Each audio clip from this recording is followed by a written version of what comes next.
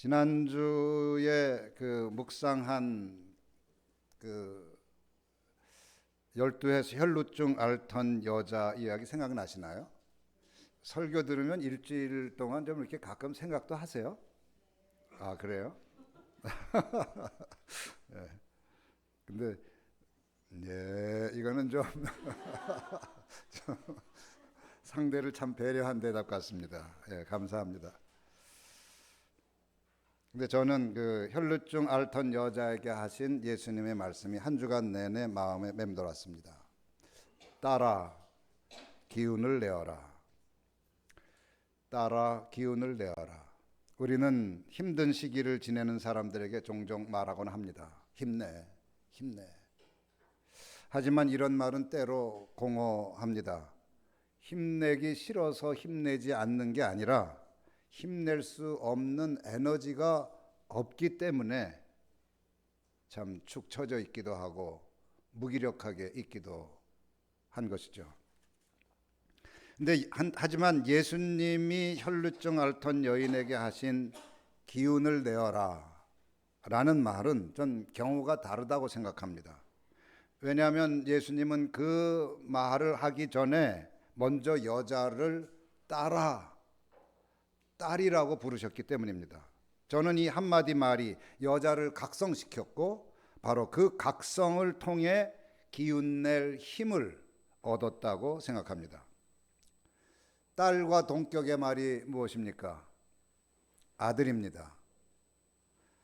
예수님은 세례를 받고 물에서 올라오실 때 하늘로부터 들려오는 소리를 들었어요. 너는 내가 사랑하는 아들이다. 내가 너를 좋아한다. 하나님의 음성을 들었습니다.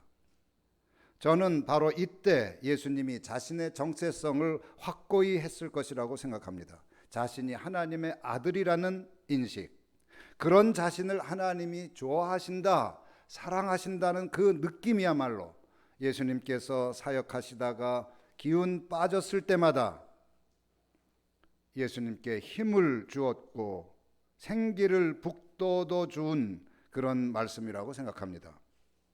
그런 자기인식과 자기가 하나님과 연결된, 하나님과 하나가 된 하나님의 아들이라는 자기인식과 그런 자기가 사랑받는다는 느낌, 바로 그것이 십자가를 지게 한 원동력이 아니었을까, 그런 생각을 해봤습니다. 우리가 요즘 종종 말하는 다중현실론으로 말하면 하나님의 아들이라는 자기인식은 생활현실의 사회적 자아, 우리가 겉사람이라고도 말하죠. 심리현실의 상처받은 자아보다 더 깊은 자아감각, 곧 하나님과 연결되어 있다는 신성한 자기인식입니다. 예수님이 혈루증을 앓고 있던 여자를 딸아라고 부르신 것도 같은 맥락에서 보아야 합니다. 하나님이 자신에게 하신 것을 예수님은 그 여자에게 한 것이에요. 다시 말해서 예수님은 여자를 딸이라고 부르면서 자기 자신이 얼마나 고귀한 존재인지를 각성하라고 요청하신 것입니다. 사회적인 따돌림, 심리적인 소외감을 넘어 영적으로 고귀한 존재, 하나님과 깊이 연결된 존재라는 자기 인식으로 초대하신 것이에요. 여러분들에게도 이런 자기 인식이 있기를 축원합니다. 오늘 이 예배를 통해서 주님은 우리도 사회적인 자아, 겉사람, 사회에서 맡고 있는 역할이나 높낮이, 그게 아니고 또 심리적인 상처에 따라서 열등의식에 젖어 있거나 때로는 분노와 억울함으로 들끓고 있는 그런 자아가 아니라 하나님과 깊이 연결되어 있는 하나님의 딸이다, 하나님의 아들이다, 이런 인식으로 우리를 초대하고 있는 것입니다. 12해 계속된 질병으로 허약해질 대로 허약해진 여자, 삶의 생기와 활력뿐 아니라 희망마저 말라버린 여자, 사람들의 따돌림을 받고 공동체에서 배제된 여자, 배제와 따돌림으로 인한 좌절, 분노, 열등감 등 부정적 감정에 진절이 났을 여자에게 예수님은 하나님께서 사랑하시는 딸이야, 딸아, 그렇게 선언을 하신 것이며, 거기에 더하여 내가 너를 좋아한다 라는 사랑 고백까지 하신 것입니다. 나는 하나님이 사랑하시는 딸이다, 나는 하나님이 사랑하시는 아들이라는 자기 인식의 혁명, 그리고 곁에 있는 누군가의 깊은 연민과 관심에서 나오는 사랑의 에너지야말로 기운을 내게 하는 힘의 원천이라고 생각합니다. 아니, 생각이 아니라 그래요. 실제로 그렇습니다. 자기 인식을 새롭게 하고 누군가가 자기에게 내가 너를 좋아해, 내가 너를 사랑해라는 사랑의 에너지를 공급할 때, 그것이야말로 무기력한 상태에서, 기운이 빠진 상태에서 힘을 낼 수 있는 원동력이 된다는 말씀이에요. 오늘의 복음을 묵상하는데 9장 36절이 마음에 사무쳤습니다. 예수께서 무리를 보시고 그들을 불쌍히 여기셨다. 그들은 마치 목자 없는 양과 같이 고생에 지쳐서 기운이 빠져 있었기 때문이다. 그래서 기운이 빠진 사람들을 위한 묵상이라는 게 여기서 나온 거예요. 그들은 고생에 지쳐서 기운이 빠져 있었기 때문이다. 우리 주위에는 이런 사람들이 많습니다. 고생에 지쳐서 기운이 빠진 사람들. 혹시 여러분 주위에 누가 고생에 지쳐서 기운이 빠져 있는지 한번 생각해 보시기 바랍니다. 아니, 내가 그럴지도 모르죠. 혹시 내가 고생에 지쳐서 기운이 빠진 사람은 아닌가? 지난주에 오랜만에 나비들과 대화를 나눴습니다. 잠깐이었지만 깊은 이야기를 나눴고, 근데 가슴이 아팠어요. 그들이 바로 고생에 지쳐서 기운이 빠진 사람들 같이 느껴졌기 때문입니다. 어떤 나비에게 직장 생활이 어떠냐고 물었어요. 그랬더니 1초도 지체하지 않고 돌아온 대답이 가루가 되는 느낌이에요. 대학생 나비는 취업 걱정 때문에 힘들다고 했고, 직장 생활을 하는 나비는 취업해도 힘들다고 했습니다. 결혼을 하고 아이를 낳아도 힘들기는 마찬가지라고 했습니다. 며칠 전에 슬기로운 기도 생활을 하면서 묵상한 시편 40편이 생각났습니다. 주님께서 나를 멸망의 구덩이에서 건져주시고 진흙탕에서 나를 건져주셨네. 이 구절은 삶의 어려운 시기를 이미 극복한 시인의 고백입니다. 건져주셨단 말이죠. 구덩이에서 건져주시고 진흙탕에서 건져주셨네. 이미 과거형이죠. 그러니까 삶의 어려운 시기를 이미 극복했다는 얘기예요. 하지만 이런 고백을 하기까지 시인은 멸망의 구덩이와 진흙탕을 겪어야 했어요. 대체 어떤 힘든 일을 겪었길래 그 일을 그렇게 표현할 수 있었을까요? 멸망의 구덩이와 진흙탕이라고 표현할 수 있었을까요? 시인이 겪은 일이 무슨 일이든 오늘의 복음이 말하는 고생에 지쳐서 기운 빠지게 하는 일이 틀림없을 것입니다. 그렇다면 시인은 어떻게 고생에 지쳐서 기운 빠지게 하는 그 멸망의 구덩이와 진흙탕에서 벗어날 수 있었을까요? 시인은 주님께서 반석을 딛고 서게 해주셨다고 고백합니다. 반석을 딛고 서는 것, 이것이 바로 구덩이와 진흙탕에서 벗어나는 시작이었습니다.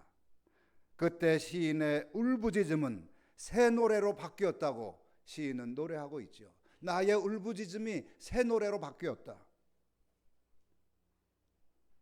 반석을 딛고 서는 것을 다중현실론으로 말하면 영성현실로 도약하는 것입니다.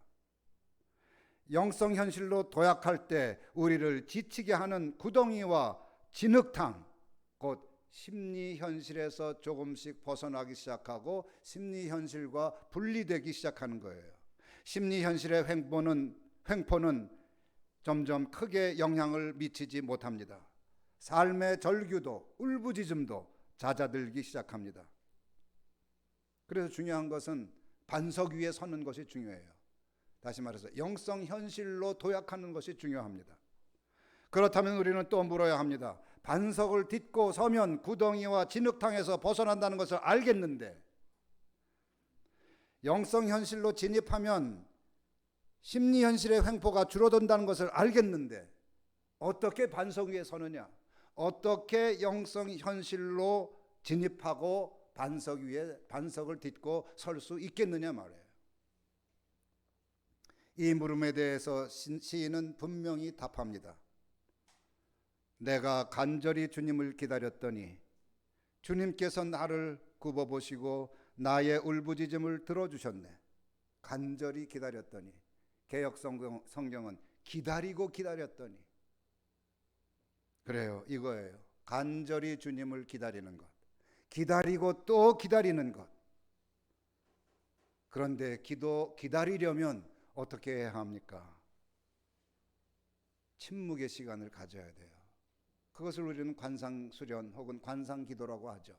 우리가 관상기도 또는 관상수련이라고 부르는 그 침묵의 시간을 가져야 합니다.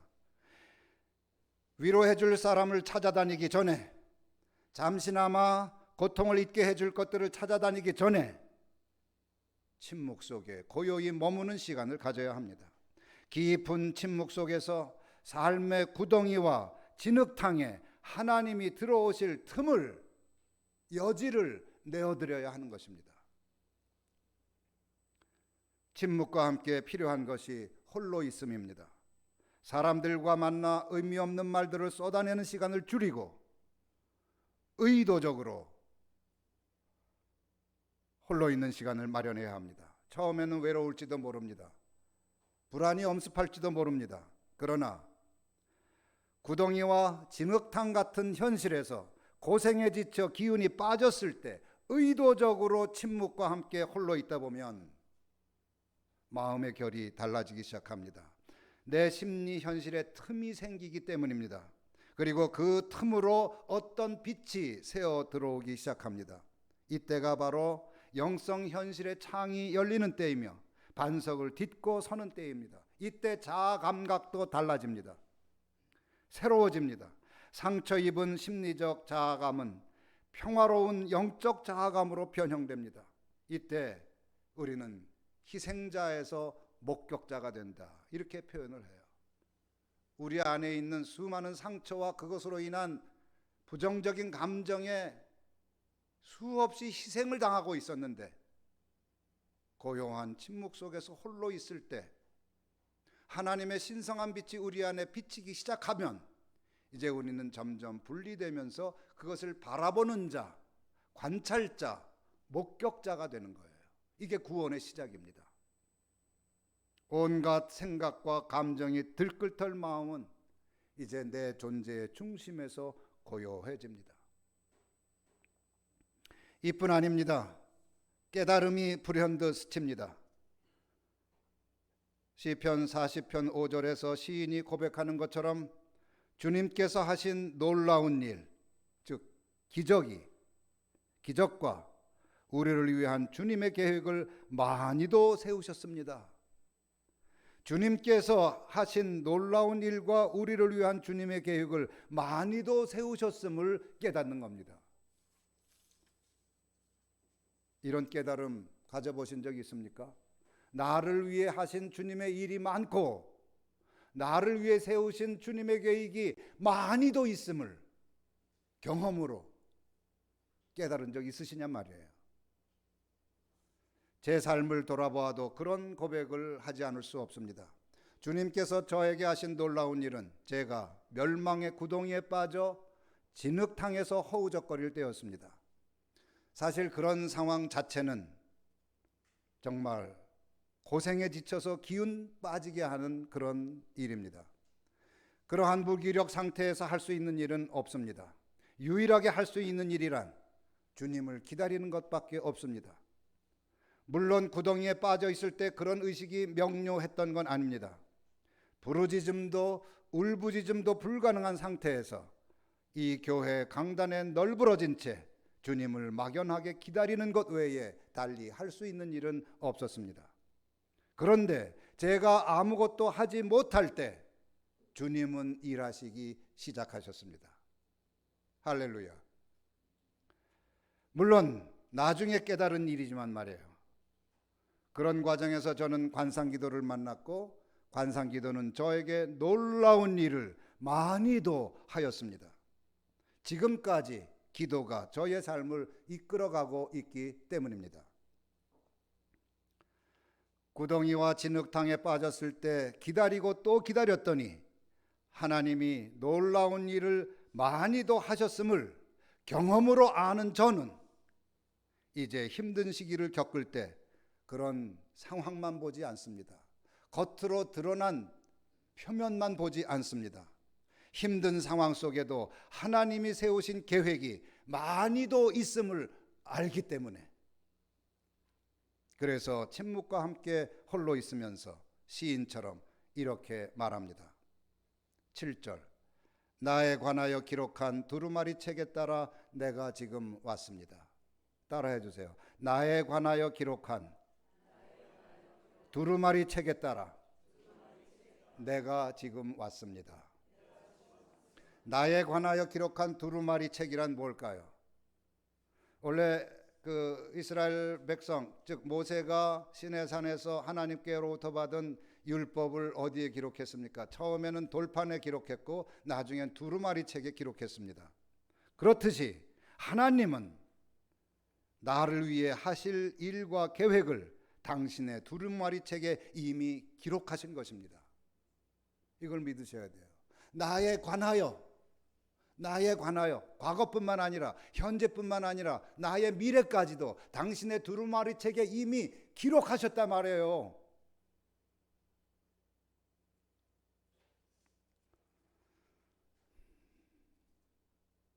그리고 그 기록은 인간적인, 세상적인 그 무엇으로도 변경할 수 없습니다. 이런 사실을 경험으로 아는 시인은 말합니다. 이제 제가 여기 있습니다. 내가 지금 왔습니다. 이렇게 하나님께 아뢰옵니다. 아브라함이 그랬고 모세가 그랬습니다. 하나님의 부름 앞에서, 하나님의 부르심 앞에서 제가 여기 있습니다.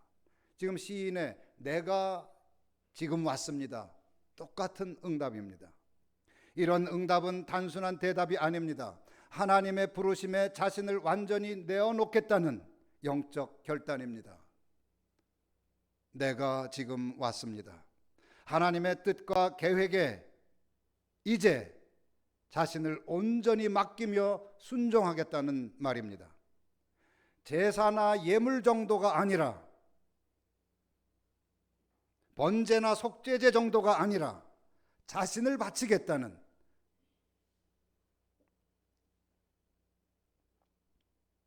그런 결기입니다.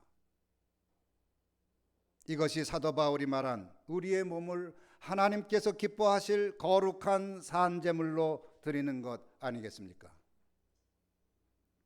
제사나 예물이 아닙니다. 자신을 바치겠다는 순종의 다짐. 이제 이 다짐은 8절에서 마침내 완성됩니다. 나의 하나님, 내가 주님의 뜻 행하기를 즐거워합니다. 이제 시인에겐 삶의 즐거움이 달라졌습니다. 그동안 시인이 어떤 것을 즐겼는지는 모르지만 이제 하나님의 뜻에 순종하는 것이 삶의 새로운 즐거움이 된 것입니다. 이 즐거움을 여러분도 엿보고 맛보셨으면 좋겠습니다. 하나님의 뜻에 순종하는 삶의 즐거움.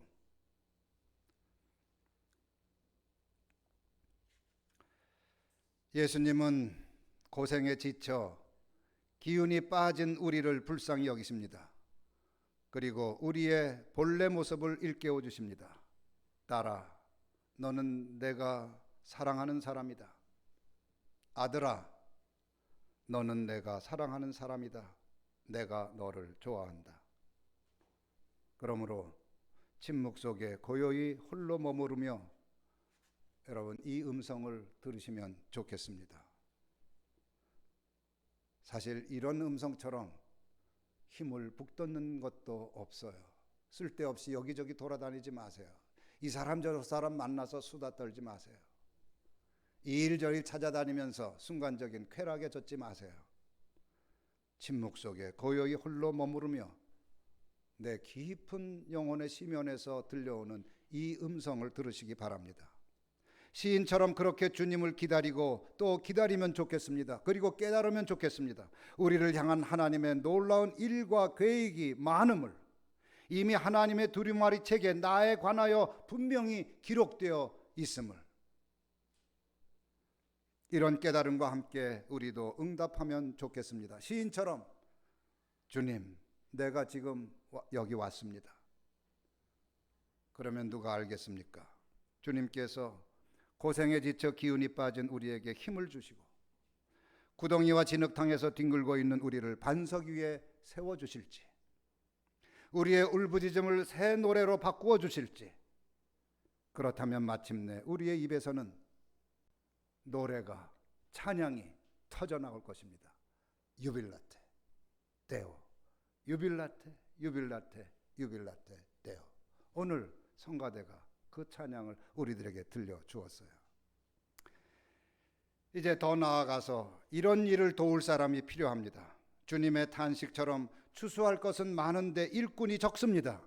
그래서 기도해야 합니다. 청해야 합니다. 주님 말씀 따라 추수하는 주인에게 일꾼들을 그의 추수밭으로 보내달라고 청해야 합니다. 우리가 그런 일꾼이 될 수 없을까요? 이런저런 즐거움을 추구하는 것도 좋지만 이제 하나님의 뜻에 순종하는 삶의 즐거움을 새로운 즐거움으로 선택할 수 없을까요? 고생에 지쳐 기운 빠진 사람들의 곁에 머무는 일, 구덩이와 진흙탕에서 울부짖는 사람들의 길벗이 되는 일, 그것이 지금 은명의 순비딘들이 고생에 지쳐 기운 빠진 이들과 동시대인들을 위해 걸어야 할 예수의 길, 자비의 길 아닐까요? 그리고 그것이 우리가 누릴 새로운 즐거움 아니겠습니까? 이러한 즐거움이 우리 이 예배 함께 드리는 우리 길벗 여러분에게 충만하기를 축원합니다. 아멘.